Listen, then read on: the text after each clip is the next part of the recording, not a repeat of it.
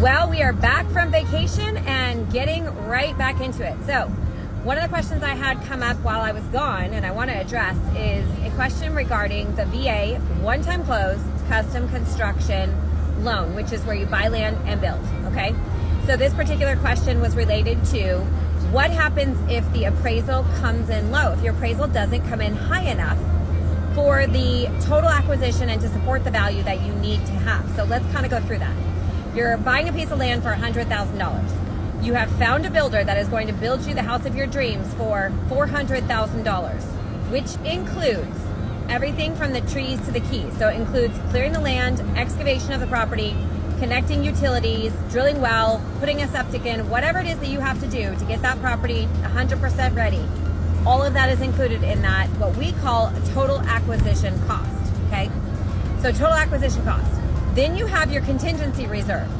Our company requires a 2% contingency reserve. 2% of the total cost to build, we have to set aside in an account in the event that you go over budget or the builder misbids and he goes over budget on something or materials come in a little bit higher on something, okay?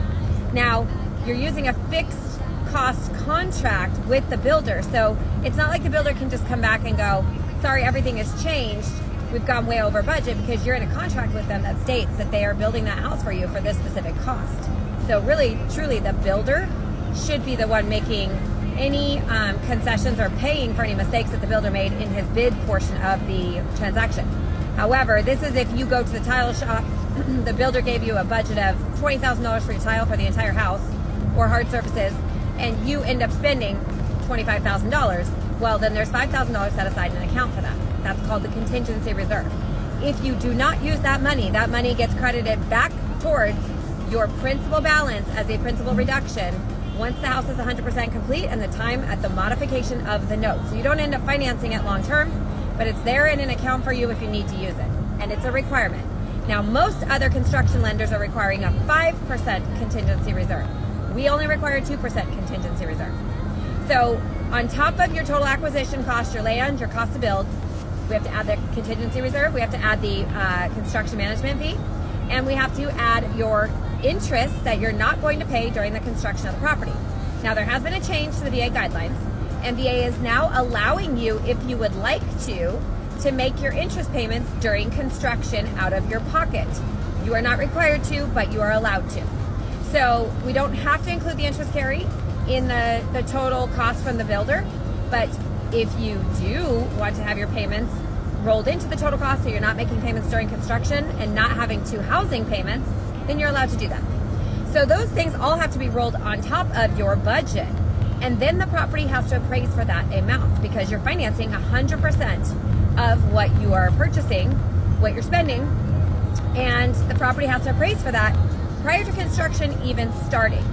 So if for some reason the property does not appraise, what are our options? What can we do?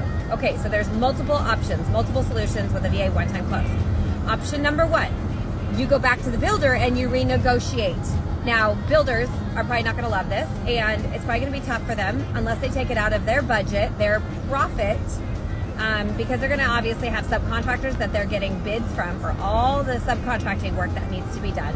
And then they have their general contractor's fee. So if for some reason you can get the builder to come down a little bit in price, or maybe you shave off a little bit of square footage, or maybe you lower your hard surfaces budget or your lighting budget, or maybe there's something that you can do to shave off a little bit of money here and there.